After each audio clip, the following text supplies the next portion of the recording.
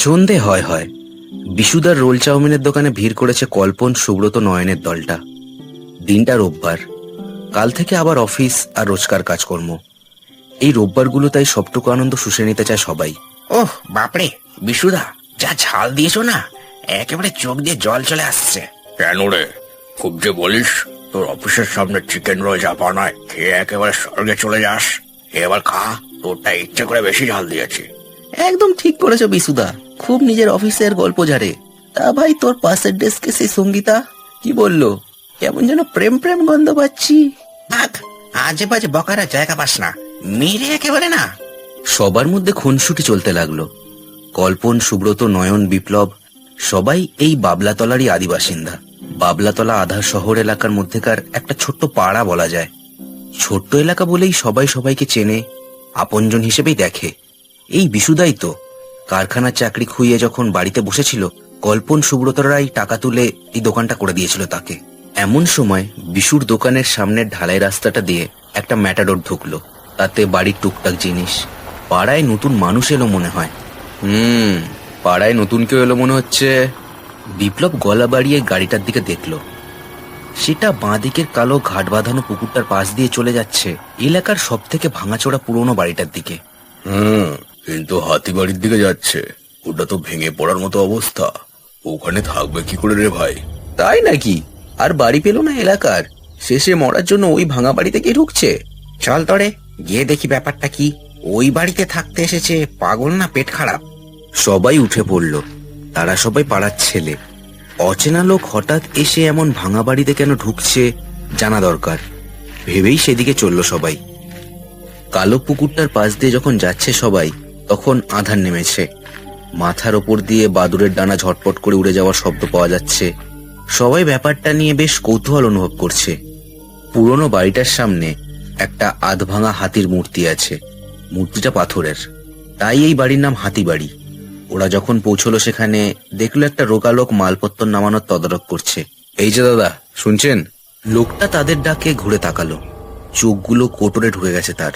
রোগা চর্বিহীন দেহ, পরনে সাধারণ শার্ট প্যান্ট, মুখে অনেক দিনের না কাটা খোঁচা খোঁচা গোঁফদাড়ি। কি ব্যাপার, আপনারা কারা? কাকে চান? কাউকে চাই না, আমরাই পাড়ারই ছেলে। এই ভাঙা বাড়িতে থাকতে এসেছেন দেখেই অবাক হলাম আমরা, তাই একটু আলাপ করতে এলাম। না না, ওসব আলাপ আলোচনা আমার সাথে চলবে না। ফুটে যাও সব এখান দিয়ে, যাও। না মানে, বাড়িটা তো ভেঙে পড়েছে, আপনি যে থাকবেন, কোনো বিপদ আপদ হলে তখন। এই শোনো ছোকরা, নিজের চরকায় তেল দাও, যাও ফটো এখান দিয়ে।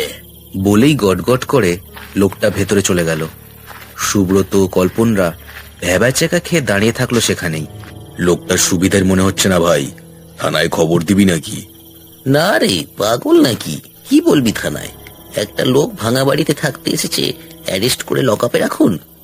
যাকগে, এখন চল, শুধু একটা কথাই মাথায় রাখ, নজর রাখতে হবে এখানে, এটাই যা। সবাই এরপর বাড়ির দিকে চলে গেল। রাত নামছে, কাল সবারই অফিস এবং অন্যান্য কাজ আছে। এই ব্যাপারে সময় নষ্ট করলে তাদের চলবে না ভেবেই সবাই মাথা থেকে মুছে ফেলল ঘটনাটা। রাত তখন গভীর হয়েছে। বাবলাতলার সব বাড়ি গভীর ঘুমে ডুবে গেছে। তার উপর হালকা ঠান্ডার আবহাওয়া। রাস্তার কুকুরগুলো এদিক ওদিক সব কুণ্ডলি পাকিয়ে শুয়ে আছে। দোতলার খোলা জানলার পাশেই নয়নের বিছানা। চাঁদের আলোতে নয়ন গাঢ় ঘুমে আচ্ছন্ন। জানলা দিয়ে হালকা শিরশিরে বাতাস আসছে। হঠাৎ কেমন অস্বস্তি হওয়ায় চোখ খুলে উঠে বসে নয়ন। সারা ঘর ঘুটঘুটি অন্ধকার। কি ব্যাপার? চাঁদের আলো তো আসার কথা ভেবেই জানলার দিকে তাকায় সে। তাকিয়েই যে দৃশ্য দেখে তাতে হাড় হিম হয়ে যায় তার। একটা কালো ছায়া জানলার গড়ার ধরে ঝুলছে। মুখটা গড়াদের মধ্যে দিয়ে বেড়ালের মতো ঠেলে ঢুকিয়ে দেওয়ার চেষ্টা করছে সে। ছায়াটা লাল জলজলে চোখ। এই কে কে? তার চিৎকারের সাথে সাথেই ছায়াটা গড়ার ছেড়ে লাফ দিয়ে পরে পাশের রবিদের ছাদে। তারপর পরপর লাফ দিয়ে পার হয়ে যায় বাড়ির পর বাড়ি। নয়ন এক দৌড়ে বেরিয়ে আসে বাড়ির বাইরে। কি ছিল ওটা দেখার জন্য, কিন্তু বাইরেটা তখন আবার নিঝুম হয়ে গেছে আগের মতোই। কি ব্যাপার রে, কি হয়েছে নয়ন? নয়ন ঘুরে দেখলো তার বাবা বল্লভবাবু কখন যেন দরজায় এসে দাঁড়িয়েছেন। না, তেমন কিছু না, মনে হলো রাস্তায় কেউ দাঁড়িয়েছিল। চোর টোর কিনা ভেবেই বেরিয়ে এলাম। ও তাই বল, আমাদের পাড়ার চোর আর কোথা দিয়ে আসবে? যা গিয়ে শুয়ে পড়। নয়ন মাথা নেড়ে আবার ঢুকে গেল বাড়ির মধ্যে। কেউ খেয়াল করলো না দূরের বাড়ির ছাদে জন্তুর মতো বসে এতক্ষণ এক ছায়ামূর্তি সব লক্ষ্য করছিল। নয়ন ভেতরে যেতেই আবার স্যাঁত করে সে সরে গেল। পরের সারাদিনটা সাধারণ দিনের মতোই কাটলো নয়নের। সন্ধ্যের মুখে অফিস সেরে বাইকে বাড়ি ফিরছিল সে। মেন রোড ছেড়ে যখন পাড়ার মধ্যে ঢুকছে তখনই ফোনটা বেজে উঠল তার। বাইক থামিয়ে কানে ফোন ধরতেই ওপাশ থেকে কল্পন তাড়াহুড়ো করে বলে উঠল, ভাই চট জলদি সন্দীপ কাকুর বাড়িতে আয়, সন্দীপ কাকুর বাবা মারা গেছে, জলদি আয়, তারপরে বলছি। নয়ন চমকে উঠল। সন্দীপ কাকুর বাবা বয়স্ক মানুষ হলেও শক্ত সামর্থ্য ছিল, সে হঠাৎ মারা গেল কিভাবে ভেবে পেল না সে।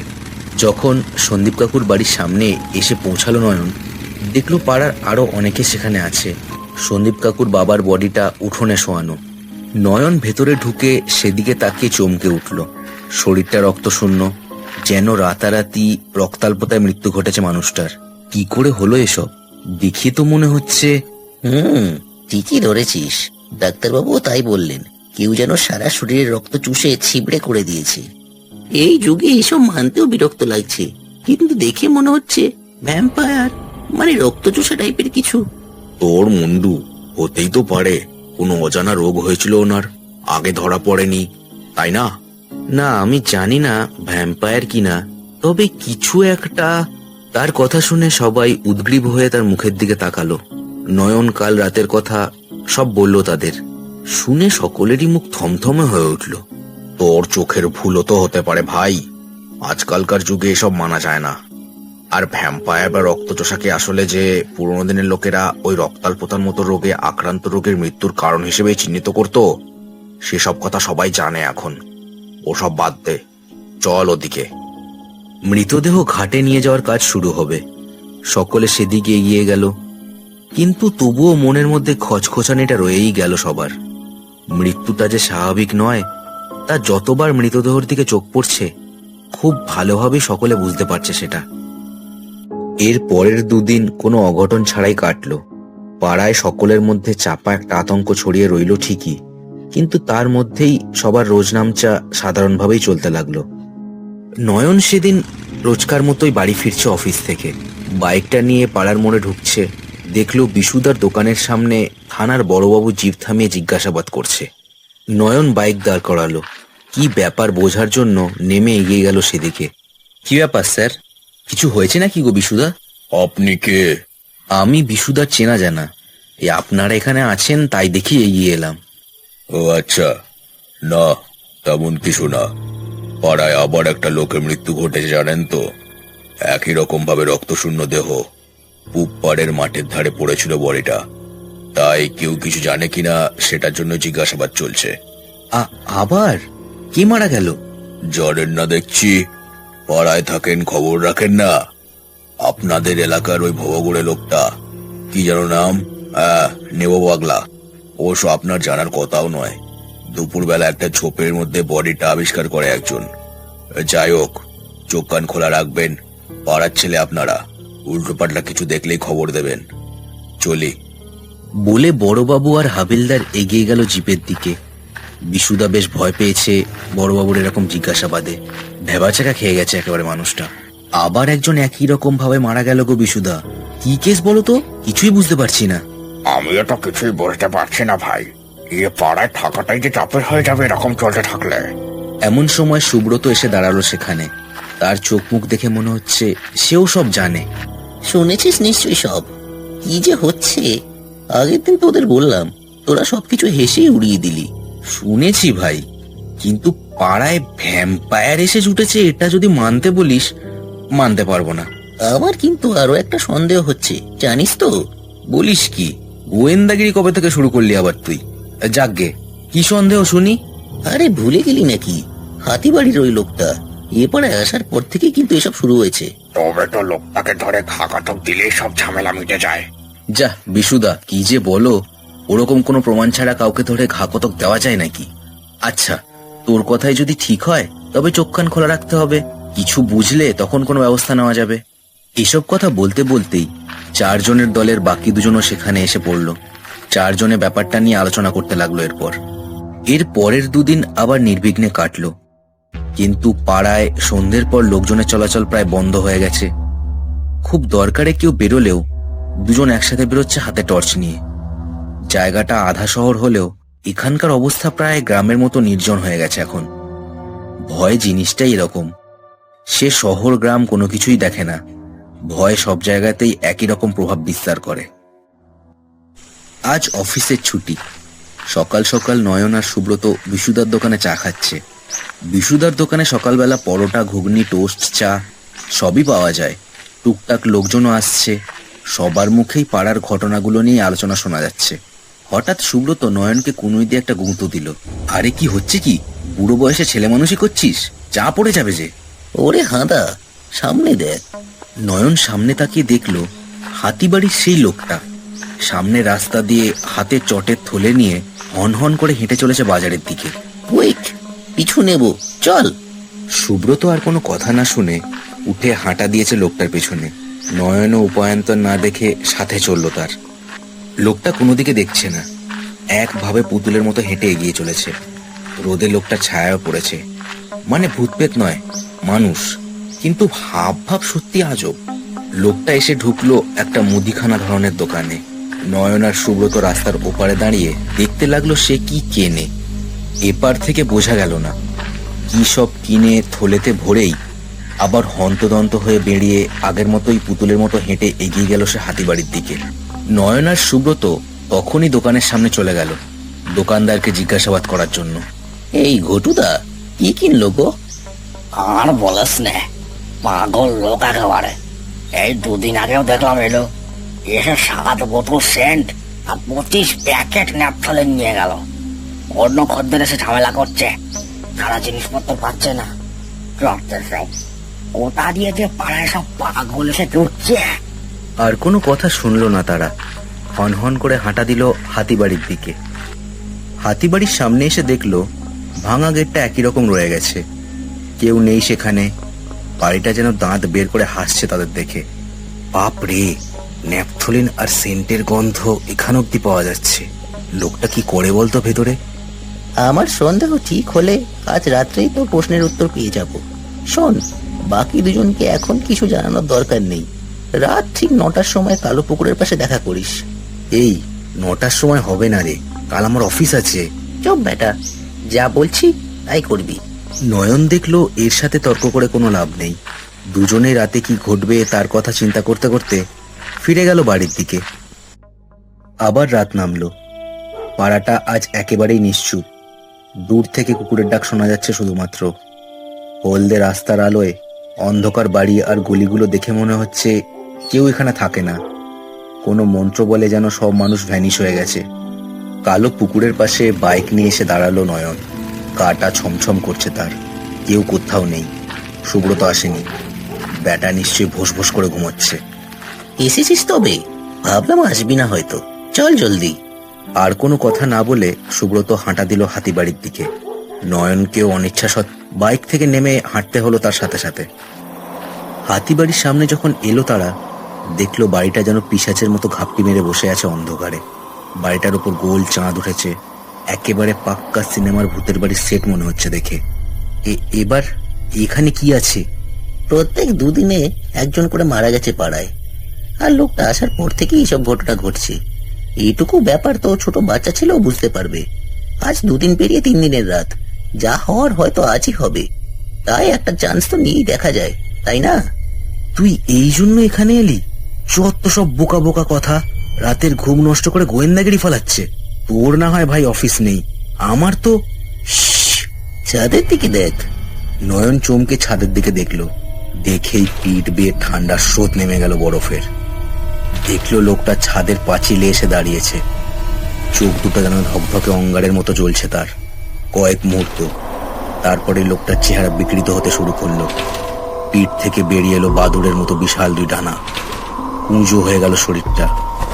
মুখের দুপাশে ছুঁচলো দাঁতও বেরোলো কষ বেয়ে।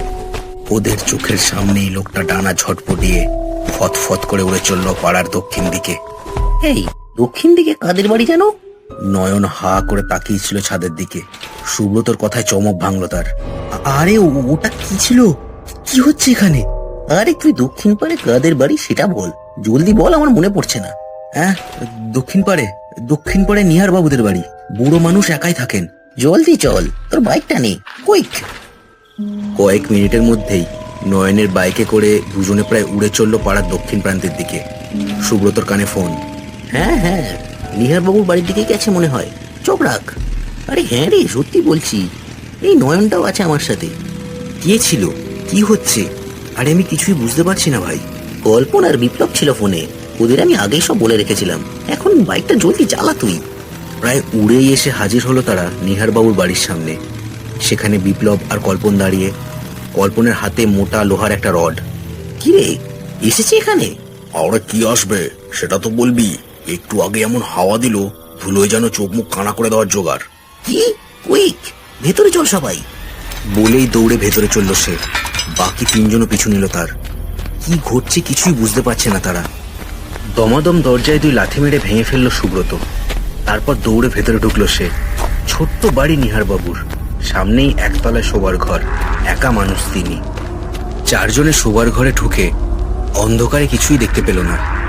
ঘরটা ঘুটঘুটি আঁধার, কিন্তু গুমসানো গন্ধে ঘরটা কেমন যেন ভরে আছে। বিপ্লব ফট করে হাতের টর্চটা জ্বাললো। টর্চের আলোয় তারা যা দেখলো, মাথা ঘুরে যাওয়ার মতো হলো তাদের। বিছানায় শুয়ে থাকা নিহারবাবুর খোলা বুকের ওপর ঝুঁকে রয়েছে ডানাওয়ালা কালো পিশাচটা। শুকনো দেহ তার, রক্ত খাওয়ার টানে টানে শরীরটা কেঁপে কেঁপে উঠছে থেকে থেকে। তাদের সাড়া পেয়েই মুখটা তুলল সে। বিশাল একটা বাদুড়ের মতো মুখ। সেই শুকনো লোকটার মুখের বৈশিষ্ট্য থাকলেও তা খুবই অস্পষ্ট। পিশাচটা ডানা ঝাপটিয়ে লাফ দিয়ে পড়ল তাদের দিকে। কল্পন সহজাত প্রবৃত্তিতে রড ধরা হাতটা দিয়ে নিজের মাথাটা আড়াল করলো। সঙ্গে সঙ্গে হঠাৎ করে একটা শব্দ হলো। আতঙ্কের চোটে ওরা চারজনে ছিটকে বেরিয়ে এলো ঘরের বাইরে। বিপ্লব টড়াম করে দরজাটা বন্ধ করে দিল। দরজার উপর সে বিশাল ডানার ছটপটানি আর চিৎকার শোনা যেতে লাগলো। বড় বাবুকে থানায় ফোন কর। প্রায় মিনিট 10 পরেই থানার জিপ এসে থামলো নিহারবাবুর বাড়ির সামনে। বড়বাবু হন্তদন্ত হয়ে ভেতরে ঢুকলেন। চারজন তখনও বন্ধ দরজার দিকে তাকিয়ে আছে। সেখান থেকে কোনো শব্দই আসছে না আর। এই সেপাই, দরজা খোলো। বড়বাবু হাতের বন্দুক তুলে ধরলেন। হাবিলদার এক ঝটকায় দরজা খুলে দিল। সবাই অবাক হয়ে গেল ভেতরের দৃশ্য দেখে। সেই শুকনো লোকটার দেহ পড়ে আছে, কিন্তু পচা গলা দেহ, যেন বহুকালের মরা সেটা। আর তার ডান কাঁধের ওপর কল্পনের হাতের রডটা এফোড় ওপর হয়ে আছে। এ তো সত্যপালের শরীর। প্রায় 3 বছর আগে এর নিখোঁজের কেস জমা হয়েছিল আমার থানায়। আমি তখন সাততলিতে পোস্টেড ছিলাম। এক ইংরেজের সহকারী ছিল সত্যপাল। বিশাল জল ঘোলা হয় ব্যাপারটা নিয়ে, তাই আমার মাথায় আছে। এতদিন পরে এখানে কোথা দিয়ে এলো এ? আর বডিটার অবস্থা দেখে তো মনে হচ্ছে বহুদিনের মরা। কি ব্যাপার আমি তো কিছুই বুঝতে পারছি না। এই পচনশীল লেহটার জন্যই তবে ওর এত সেন্ট আর ন্যাপথলিনের দরকার পড়ছিল। স্যার, আমি জানি ব্যাপারটা শুনতে হয়তো আজব লাগছে, কিন্তু আমার মনে হয় সেই ইংরেজ ভদ্রলোক কোনো রক্তচোষা বা ভ্যাম্পায়ার ছিল, আর সত্যপাল হয়তো সেখান থেকেই রক্তচোষায় পরিণত হয়। আমি জানি না, সবই আমার অনুমান। সবাই তখনও হাঁ করে ব্যাপারগুলো বোঝার চেষ্টা করে যাচ্ছে আর ভাবছে, সত্যি এই পৃথিবীতে কত রকম রহস্য যে থাকে তার কোনো কুল কিনারা সাধারণ মানুষের চিন্তা শক্তিতে আসে না।